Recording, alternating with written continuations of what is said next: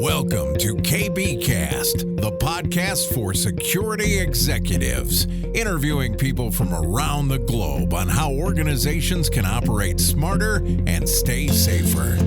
Here's Carissa Breen.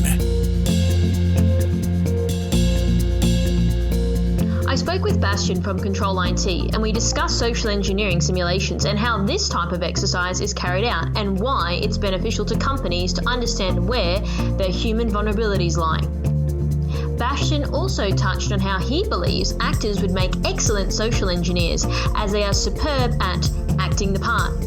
If this is you and you are thinking of becoming a social engineer, or you are looking to understand more about the benefit to your company, then please keep on listening.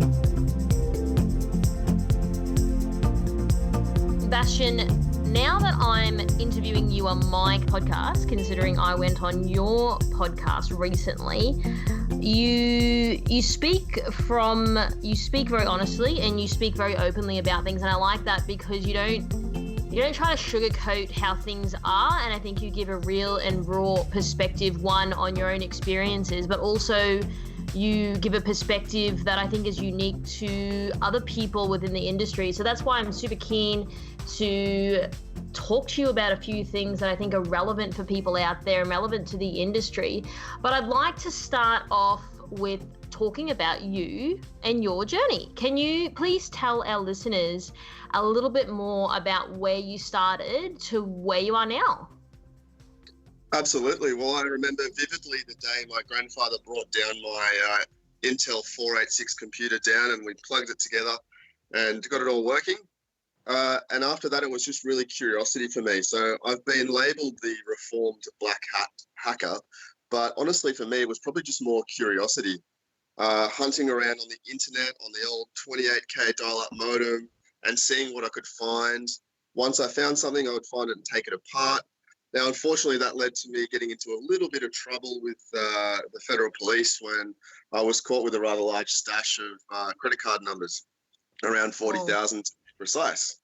But wow. Look, it wasn't really ill intent. I didn't ever do anything other than order pizzas with it. But what it did give me a great understanding about is how the internet worked and just how unprepared people were to connect to the internet and the risks that it kind of put them in front of and they weren't aware of. 40,000. So that's just casually 40,000. How did all that sort of pan out in the end?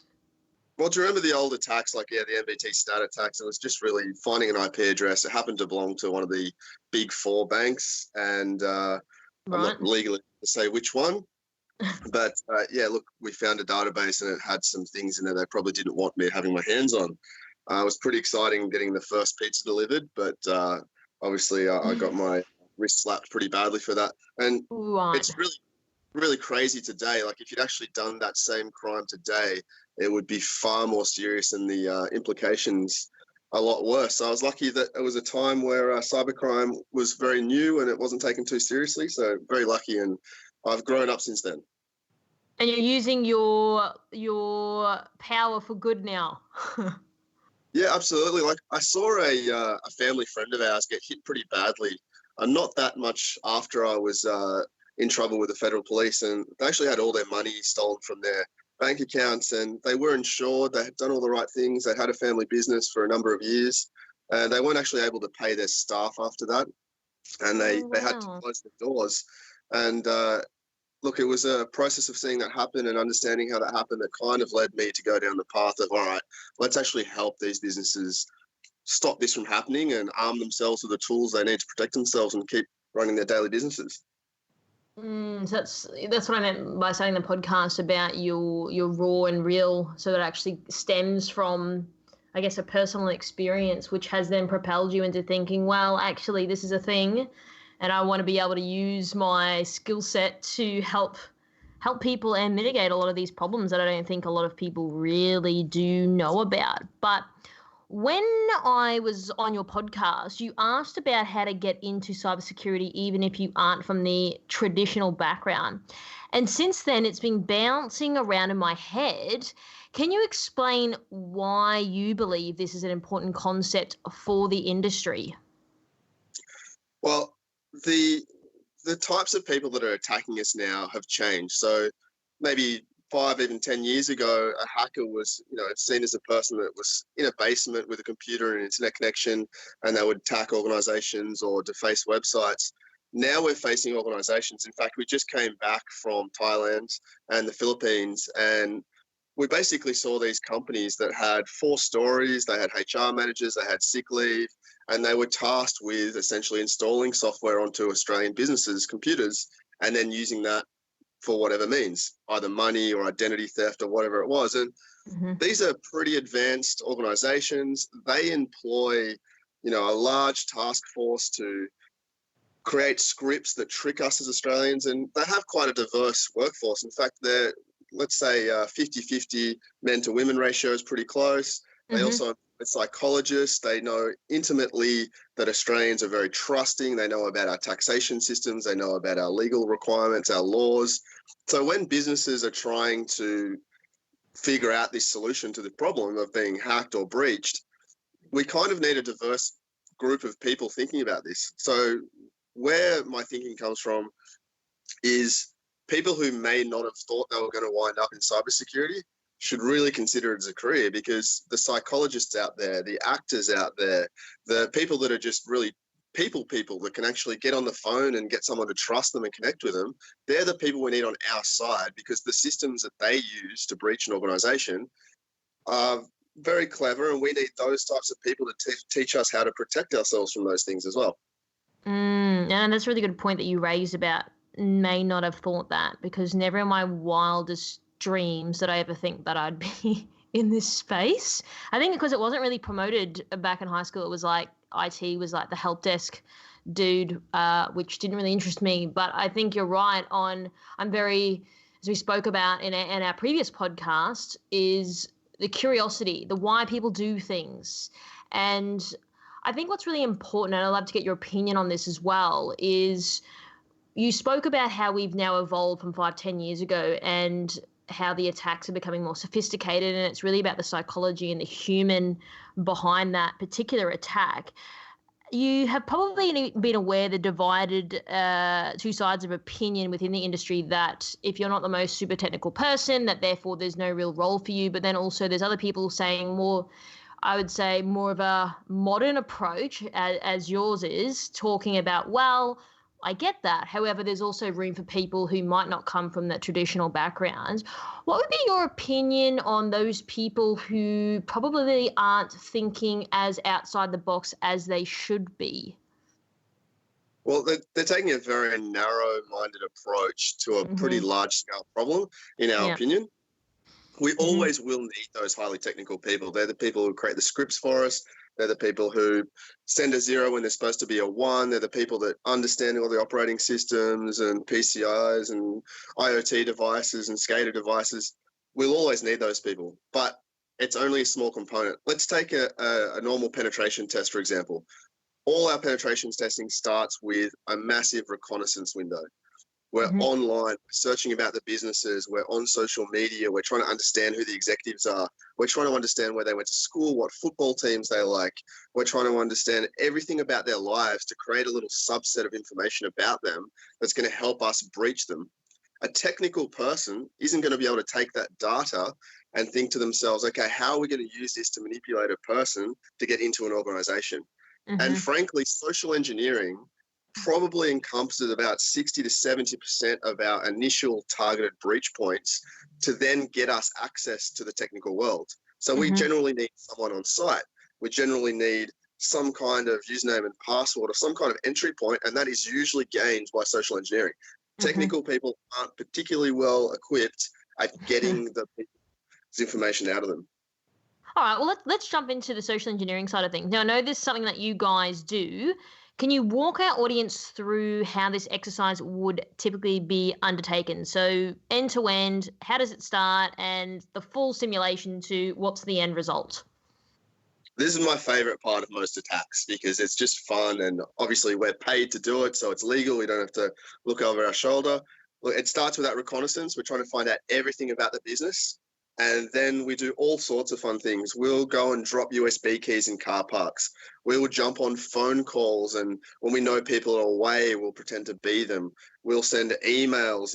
If the person happens to be a gym junkie, we'll send them a 24-month free subscription to their local gym or whatever it may be. But it's really targeted at the people who we're trying to infiltrate. We will find out the people in an organization that have the access that we require, whether it be an executive, whether it be a PA, whether it be even a cleaner. Sometimes will have amazing access into offices. Can we get a job at the organization that cleans the building? Then can we infiltrate the building and plant devices? Look, we've got a really massive playbook of things we can try, but they're some of the key ones that are generally focusing around manipulation, phone calls, emails, and leaving bits and pieces. You'd be amazed how often the big juicy 64 gigabyte USB stick left in a car park works and gets plugged into a corporate network. Or you'll also be amazed how often we can walk into reception area and they've actually been trained time and time again not to plug in devices from guests and not to print them out. But you send a young person in there. We've got a few of the people who work for us with young children, and they'll go in there, explain that their homework got destroyed. It's on this USB stick. Could they please print it out for them? It just seems to work time and time again. I think that's a really important point because, like you mentioned before, Australians are very trusting. I mean, this is a simulation that is deployed globally. And it's interesting because I don't think when you're going into an organization, you're saying like with conviction, like, hi, I'm here to fix the printer and I'm from so-and-so. People don't necessarily challenge you, and if you say it with conviction and you say it like, I am the printer guy, they're more than likely to let you bypass. And I know from our previous interview together, you mentioned you believe actors would make very good social engineers. Can you explain this in detail, as this might create some awareness to those people who didn't even know they had a skill set in this field? Absolutely. So actors have trained for a long time to be able to be someone other than themselves. And that's what we do from a social engineering perspective. If you're confident, it's amazing how many times you can go in with a high-vis jacket or a ladder and say that you're testing fire alarms or something like that. Traditionally, say 6 or 7 years ago in my organization, we used to use technicians and we just sort of pat them on the back and say, you'll be right. And they were nervous wrecks and they were sweating, and it still worked, but honestly, it probably didn't take a lot of digging to find out that they weren't who they said they were. An actor is going to create a far more believable, relaxed story that's going to get more results. You're really spot on when you talk about that, because they're going to create this pseudonym character, which makes so much sense, which is really believable. And like I said before, like people are just going to be like, okay, cool, like I'm here to do X, Y, and Z. And they're just going to believe them. And I think because all of what they're trying to say would actually add up if they were to do a little bit of digging. And I think, like you said, they've been trained to be an actor or an actress. They know how to do the performance. Absolutely. And obviously acting is a very difficult career. These guys are out there trying to get jobs on TV shows, on movies. And unfortunately, sometimes they'll go through periods of unemployment. They're super grateful when someone comes in from the IT industry or the security industry and says, hey, we've got a role for you over the next 6 weeks. We're going to go after this organization. Here's your character. They'll help us build characters. It's a lot of fun. And it's a breath of fresh air to work with someone who's so creative and involved, where we're used to working with people who are sort of mathematically or STEM minded. It works great. It creates a fun workplace for us, and they have fun, we have fun. And when we all succeed, as we do, I'm not sure everyone knows, we've got a 100% success record so much in Breach. These guys make it fun, and we go and celebrate afterwards, and it really improves the culture of our organization. That's a really interesting point. Let's jump into the social engineering simulations for companies. Now, in your opinion, do you believe companies are scared to perform social engineering simulations in fear that they know their companies may be heavily vulnerable from its quote-unquote human error perspective? Yeah, well, it really depends. You'll generally sort of get three mindsets. You'll get organizations that are keen to use it as a tool to demonstrate to their board of directors that there is a risk there and they need to do something about it, whether it be training or awareness or whatever that may be. You'll get the other organisations that don't believe there's a risk and they're happy for us to do it just for compliance sake. And then you do get the odd company that's just afraid to do it because they think it will come through them like Swiss cheese. But coming through them like Swiss cheese is the first step, I guess, like similar to an addict, admitting you've got a problem and you can do something about it. And once you know how an organisation is susceptible and what data they've got at risk and what makes up their organisation, what controls they've got in place, then we can put some human controls. Something as simple as if you see a stranger in a building and you ask them a preset question such as, how was your weekend, or how was work yesterday? And everyone in the organisation has a monthly meeting to understand how they should respond to that. We'll stop most social engineering physical attacks in their steps. They'll see us come into the building. How was your weekend? We answer incorrectly. Boom, security comes and takes us away. There are many steps and cool things that organisations can do to stop themselves getting breached. And the first step is to find out there is a problem and understand how severe the problem is. Because like I said, most of our breaches start with some form of social engineering. So when you're talking to companies that are perhaps a little bit apprehensive about undergoing this type of simulation, what is your response to that to get them? It's not about them believing in it, but it's about them knowing that this is the right path forward, to know that these are their vulnerabilities, but also to know what they don't know. What's your response to get them on board with taking this type of approach? Well, we've got a pretty unique approach. So the first thing we do is make sure they've got a couple of controls in place before we even do any of these. We hear about companies all the time doing social engineering exercises, particularly phishing exercises, the sending of malicious emails, but in our case, they're somewhat malicious but won't actually do any harm. Organizations' first step is they need to implement an incident response officer and then send out a little bit of training or notification to their staff to say, hey, we are going to be conducting tests from time to time. If you suspect there's a breach, just go and contact this incident response officer and they'll let you know whether it's a simulation or something real. So that's step one to easing their kind of concerns about panic running through the organization.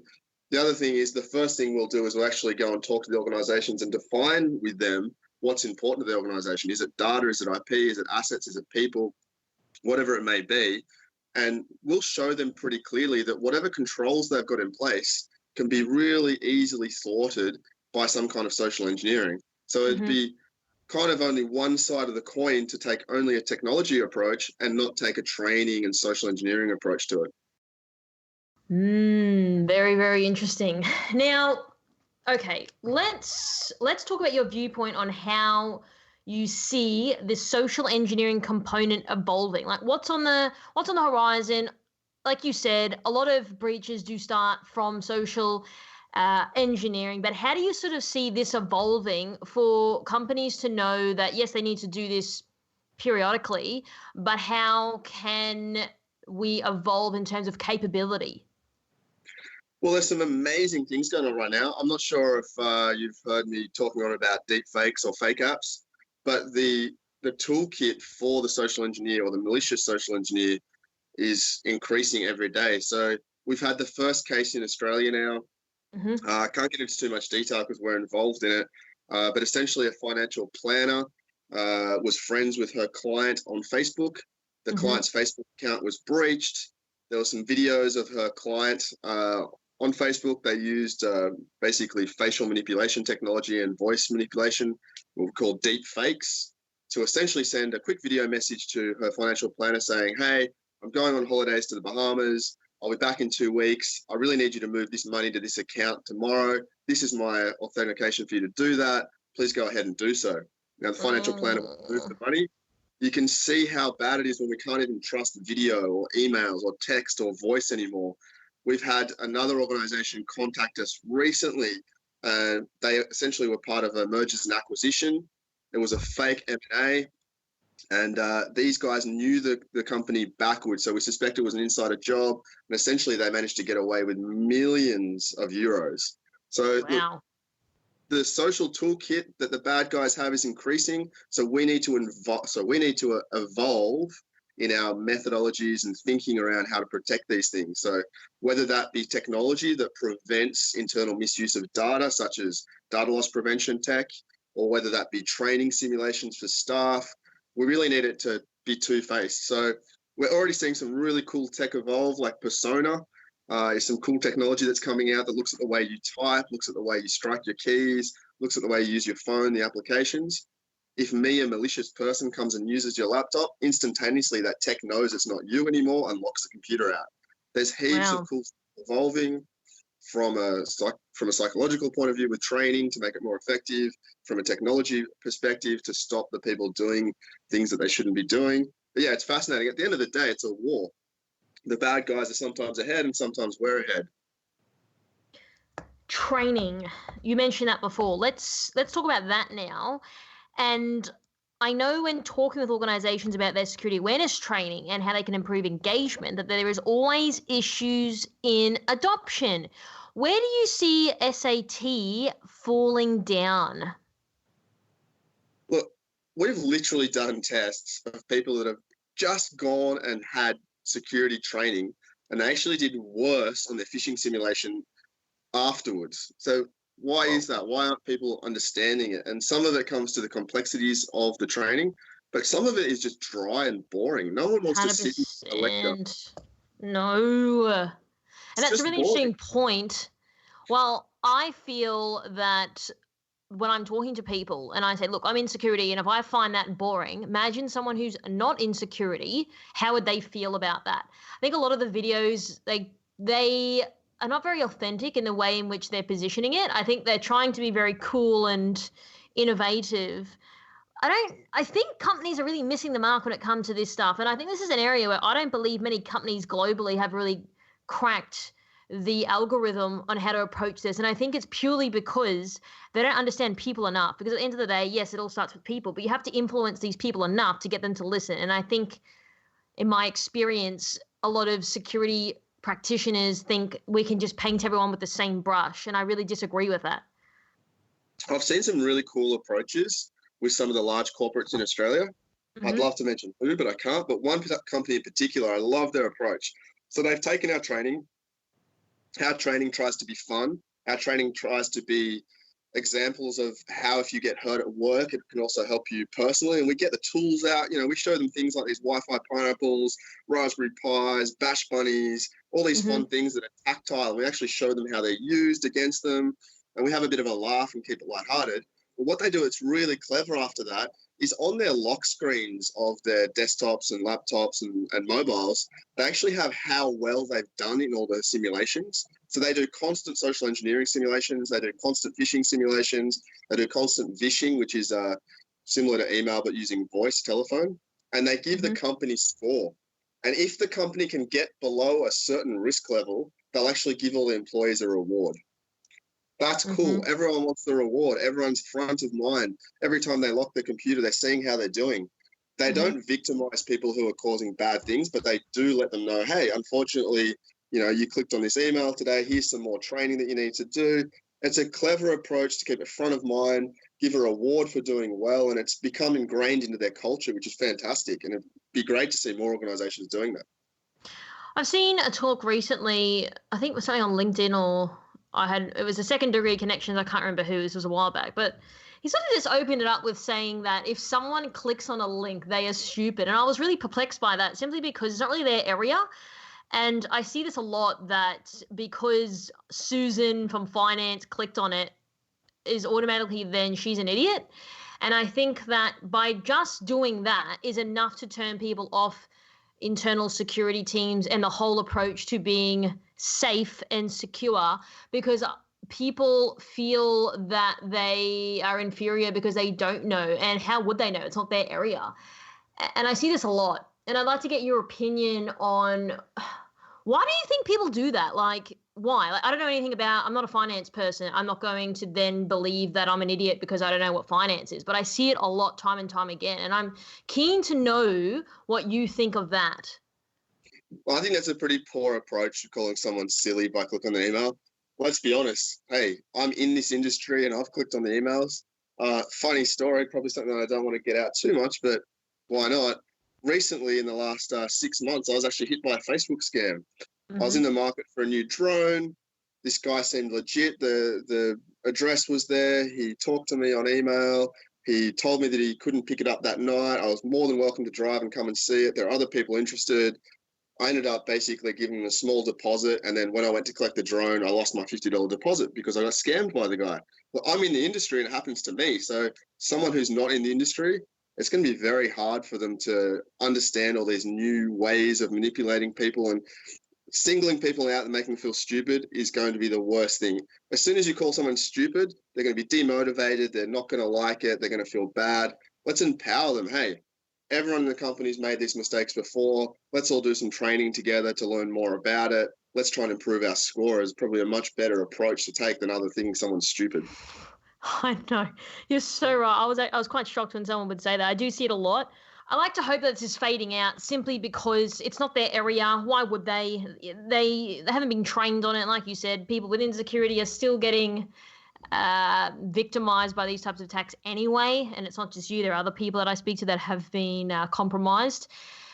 But thank you so much, Bastien. I think you've given a lot of knowledge on areas that I believe people still do ask a lot of questions within this industry. If people want to reach out to you, where can they find you? Look, just go to our website, ctrlgroup.io, or check us out on LinkedIn. We've got a CTRL Group LinkedIn page.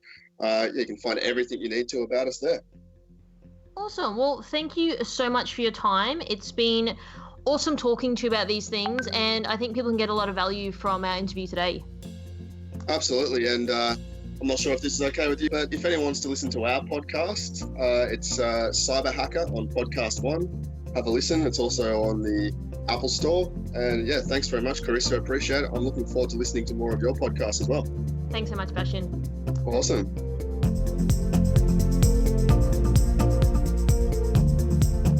Thanks for tuning in. As always, we hope you got some new ideas or ways of thinking from this episode. And remember, you can always reach out to our guests if you do have more questions. Don't forget to subscribe to this podcast, and we always love to hear your feedback. So leave a review on iTunes and we might just give you a shout out on a future episode. You can find me on LinkedIn as well as on @IamCarissaBreen on Twitter and Instagram. And if you'd like to know more about how we help tech companies, check out CarissaBreenIndustries.com. Until next time, stay safer.